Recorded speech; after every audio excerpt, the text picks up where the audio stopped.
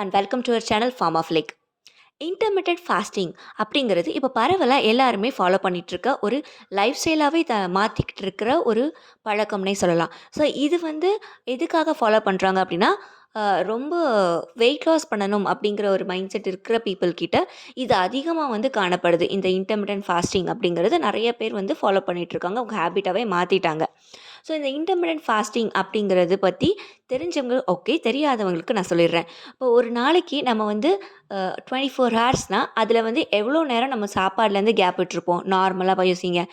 காலையில் சாப்பிடுவோம், மதியம் சாப்பிடுவோம், நைட்டு நம்ம ஒரு 8க்கோ 9க்கோ சாப்பிடுவோம். ஸோ அப்போ காலையில் நம்ம திரும்ப சாப்பிட்ற வரைக்கும் நமக்கு நைட்டு சாப்பிட்டதுக்கப்புறம் நம்ம தூங்கிடுவோம். ஸோ அப்போ காலையில் சாப்பிட்ற வரைக்கும் இருக்கிற கேப் வந்து மேக்ஸிமம் நார்மலாக நம்ம ஃபாலோ பண்ணிகிட்ருக்கிற டயட்டை பொறுத்த வரையும் ஒரு 8 to மேக்ஸிமம் 12 ஹார்ஸ்க்குள்ளே தான் இருக்கும். நம்ம நார்மலாக விடுற கேப் வந்து ஒரு 8 ஹார்ஸ் தூங்குறோம் அப்படின்னா, எந்திரிச்சோடனே உடனே சாப்பிட்ற மாட்டோம். ஒரு 1 ஹார் ஆர் 2 ஹாரில் சாப்பிட்ருவோம். ஸோ அதனால் ஒரு 8 to 12 ஹார்ஸ் தான் அந்த ஃபாஸ்டிங் பீரியட் இருக்கும். ஸோ ஏன்னா நம்ம நைட்டு சாப்பிட்டதுக்கப்புறம் நம்ம தூங்கிடுறோம். அதுக்கப்புறம் எந்திரிச்சு மற்ற மார்னிங் ரொட்டீன் எல்லாம் பார்த்துட்டு நம்ம திரும்ப சாப்பிட்ற வரைக்கும் நம்ம வந்து இருக்கோம், பட்னி தான் இருக்கோம். ஸோ அதுவும் ஃபாஸ்டிங்குள்ளே தான் வரும். ஸோ இந்த மாதிரி நம்ம நைட்டு சாப்பிட்டதுலேருந்து காலையில் திரும்ப சாப்பிட்ற வரையும் இருக்கிற அந்த பீரியட் வந்து நார்மலாக இருக்கிறவங்களுக்கு 8 to 12 ஹார்ஸ் தான் இருக்கும். ஆனால் இந்த இன்டர்மிட்டன்ட் ஃபாஸ்டிங் அப்படின்னு இருக்கிறவங்க மேக்ஸிமம் 8 ஹார்ஸ்க்குள்ளே அவங்க சாப்பிட்ற டைமை வந்து குறைச்சிருவாங்க.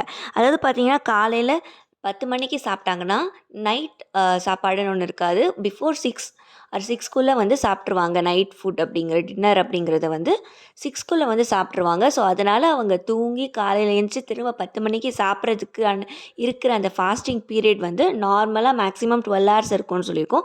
இவங்களுக்கு மேக்ஸிமம் 16 ஹார்ஸையும் தாண்டி போகிறதுக்கு வாய்ப்பு இருக்குது. ஸோ இந்த 16 ஹார்ஸுமே அவங்களுக்கு வந்து ஃபாஸ்டிங் பீரியட் தான். ஸோ இந்த மாதிரி அதிகமான டைம் வந்து நம்ம கேலோரிஸ் எடுத்துக்காமல் இருக்கிறதுனால இதுக்கு பேர் வந்து இன்டர்மிட்டன்ட் ஃபாஸ்டிங் அப்படின்னு சொல்கிறாங்க. ஸோ 6 o'clock பிஃபோரே வந்து நைட் சாப்பாடு சாப்பிட்றது. ஸோ இதனால் வந்து நிறைய பெனிஃபிட்ஸ் இருக்குது அப்படிங்கிறதுக்கான நிறைய ஸ்டடீஸ் இருக்குது.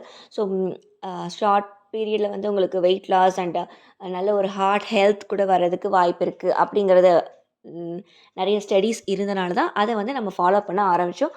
இப்போ வந்து அது ரொம்ப ஃபேமஸாக இப்போ ஃபாலோ பண்ணிட்டும் இருக்காங்க நிறைய பேர். ஸோ இதில் வந்து இப்போது ரீசண்டாக American heart association epidemiology and prevention அப்படிங்கிற ஒரு அமைப்பு மூலமாக ஒரு கான்ஃபரன்ஸ் நடக்குது. Lifestyle and cardio metabolic scientific session 2024 March 18 to 21 நடந்திருக்கு சிகாகோவில். இந்த கான்ஃபரன்ஸில் ஒரு ஸ்டடியில் வந்து ரிசர்ச் பேப்பர் சப்மிட் பண்ணியிருக்காங்க. அந்த ரிசர்ச் பேப்பர் படி அவங்க என்ன சொல்ல வராங்க அப்படின்னா, இந்த இன்டர்மிட்டன்ட் ஃபாஸ்டிங்னால நமக்கு நிறையா ஆபத்து இருக்குது, ஹெல்த் ஹசார்ட் இருக்குது அப்படிங்கிற மாதிரி அவங்க ஒரு கன்க்ளூஷன் வந்து ஒரு பேப்பர் சப்மிட் பண்ணியிருக்காங்க. ஸோ அந்த பேப்பரை பற்றி தான் இன்றைக்கி நம்ம வீடியோவில் டிஸ்கஸ் பண்ண போகிறோம். ஸோ வாங்க வீடியோக்குள்ளே போகலாம்.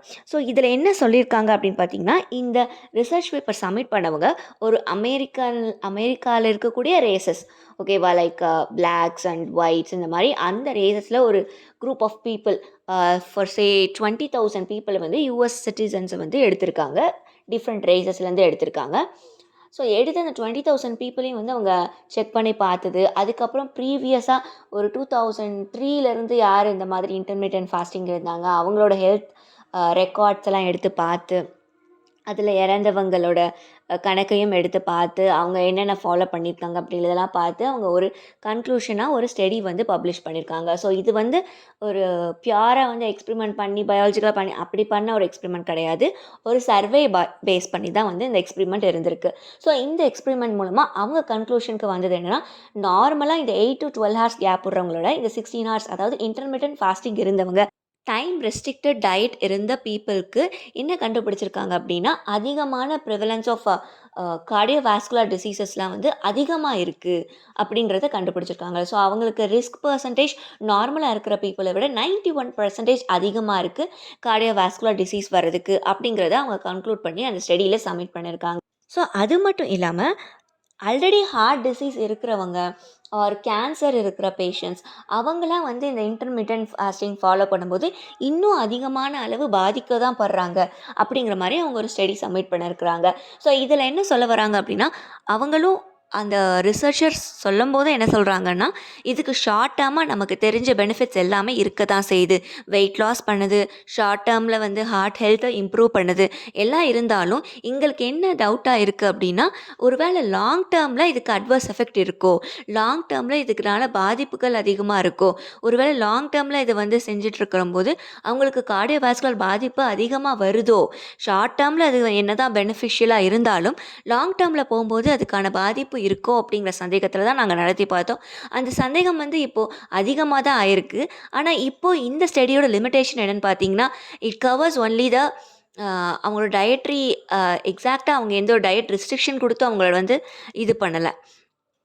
அந்த பீப்பிள் வந்து எடுத்து அவங்ககிட்ட சர்வே எடுத்திருக்காங்க. நீங்க என்ன சாப்பிட்டீங்க? நீங்க என்ன மாரி டயட்ஸ் எடுத்துக்கிட்டீங்க? நீங்க எவ்வளோ நேரம் இருந்தீங்கன்னு சொல்லிட்டு, அவங்க கிட்ட ஒரு சர்வே மாரி தான் எடுத்திருக்காங்கன்றதுனால, அவங்க மேபி ராங் இன்ஃபர்மேஷன் குடுத்துருக்கிறதுக்கும் வாய்ப்பு இருக்கு. இல்லன்னா அவங்களால ரீகால் பண்ண முடியாத சில அட்வர்ஸ் எஃபெக்ட்ஸ் இருந்திருக்கிறதுக்கும் வாய்ப்பு இருக்கு. ஒருவேளை அவங்களுக்கு வேற ஏதாவது பாதிப்பு இருந்தா, அதனால வந்துச்சான்னு நம்மளால இதில கண்டுபிடிக்க முடியாது. அண்ட் இதில மேஜரா பார்த்தீங்கன்னா, இது எல்லாருக்கும் செட் ஆகுமா அந்த ஸ்டடிங்கிறது நமக்கு தெரியல. ஏன்னா இது வந்து ஒரு அமெரிக்கால இருக்க ஒரு குறிப்பிட்ட இதுலேருந்து எடுத்து தான் வந்து பண்ணியிருக்காங்க. ஸோ வேர்ல்ட் வைடா நம்ம வந்து இந்த இன்டர்மிட்டன்ட் ஃபாஸ்டிங் வந்து ஃபாலோ பண்ணிட்டுருக்கோம். ஸோ வேர்ல்டில இருக்க எல்லா பீப்பிளுக்கும் இந்த ஸ்டடி அப்ளிகபிள் ஆகுமா? அப்படிங்கிறது ஒரு கொஸ்டின் மார்க்கா தான் இருக்கு. ஸோ இப்போதைக்கு பார்த்த வரைக்கும் நமக்கு இந்த சர்வே மூலமா கிடைச்சிருக்க ஆன்சர் என்னன்னா, 91% வந்து அதிகமா பாதிக்கப்படுறாங்க இன்டர்மிட்டன்ட் ஃபாஸ்டிங் இருக்கிற பீப்பிள் கார்டியோவாஸ்குலர் டிசீசஸ்னால. And cancer and other comorbidities and heart disease இருக்கிற பேஷண்ட்ஸும் இன்னும் அதிகமாக அவங்கள விட பாதிக்கப்படுறாங்க கார்டியோவாஸ்குலர் டிசீஸ்னால அப்படிங்கிறத அவங்க கன்க்ளூட் பண்ணி கொண்டு வந்திருக்காங்க. பட் நம்ம இன்னும் ஃப்யூச்சரில் வந்து பயாலஜிக்கல் ஸ்டடீஸ் பண்ணுறது மூலமாகவும் வேர்ல்டு வைடாக அந்த ஸ்டடியை எடுத்துகிட்டு போகிறது இன்னும் லார்ஜர் குரூப் ஆஃப் பீப்புள்ஸ்க்கு பண்ணி பார்க்கும்போது ஒரு ரெஸ்ட்ரிக்டட் டயட் ஃபாலோ பண்ண வச்சு அப்படி பண்ணி பார்க்கும்போது தான் நமக்கு இது எதனால் இது வருது, இல்லை நிஜமாக இது வருதா இல்லையா அப்படிங்கிறதையும், இது எதனால் அப்படி வந்துச்சு அப்படின்னா இந்த கார்டியோவாஸ்குலர் டிசீஸ் இந்த ஃபாஸ்டிங்னால வந்துச்சு அப்படின்னா அது எதனால், எந்த ரீசன்னால் அப்படிங்கிறதெல்லாம் வந்து நம்ம எது மூலமாக பார்த்துக்க முடியும் அப்படின்னா, அந்த ஸ்டடீஸ்லாம் பண்ணி பார்த்தா தான் தெரிஞ்சுக்க முடியும். ஸோ இப்போதைக்கு நம்ம என்ன கன்க்ளூட் பண்ணிக்கணும்னா, இந்த மாதிரி இன்டர்மிட்டன்ட் ஃபாஸ்டிங் இருக்கிறவங்க எதுக்கும் நீங்கள் ஓனாக அவங்க டெசிஷன் எடுக்காமல், நீங்களாக வந்து நான் ஃபாலோ பண்ணுறேன், ஒரு யூடியூபரோ யாரோ வந்து ஃபாலோ பண்ணுறாங்கன்னு சொன்னதுக்காக நீங்கள் ஃபாலோ பண்ணாமல், ஒரு டயட்டீஷியன் கிட்டேயோ ஒரு டாக்டர்கிட்டயோ கன்சல்ட் பண்ணிவிட்டு நீங்கள் ஃபாலோ பண்ணுறது உங்களுக்கு நல்லது. இந்த ஸ்டடியை வந்து நீங்கள் கோட் பண்ணி கேட்டும் நீங்கள் வந்து அவங்கக்கிட்ட சேஃபா அப்படின்னு கேட்டுட்டும் நீங்கள் வந்து ஃபாலோ பண்ணிக்கலாம். இப்போதைக்கு இதில் வந்து ஃபாலோ பண்ணாதீங்கன்னு சொல்கிற அளவுக்கு இந்த ஸ்டடி அவ்வளோ சர்வே பேஸ்ட் பண்ணுறதுனால ரொம்ப எக்ஸ்பிரிமெண்டலாக இல்லாதனால நமக்கு தெரியலை. பட் இந்த நியூஸை நீங்கள் எல்லோரும் தெரிஞ்சுக்கணும். பிகாஸ் நிறைய பேர் ஃபாலோ பண்ணுறனால இதை தெரிஞ்சுக்கணும் அப்படிங்கிறதுக்காக தான் நான் இதை வந்து இன்றைக்கி வீடியோவாக போட்டிருக்கேன். ஸோ இந்த மாதிரி நிறைய இன்ஃபர்மேஷனை தெரிஞ்சுக்கணும் அப்படின்னா ஹெல்த் ரிலேட்டட் நம்ம சேனலுக்கு சப்ஸ்கிரைப் பண்ணி சப்போர்ட் பண்ணுங்கள். உங்கள் ஃப்ரெண்ட்ஸ் அண்ட் ஃபேமிலிக்கு ஷேர் பண்ணுங்கள். தேங்க்யூ.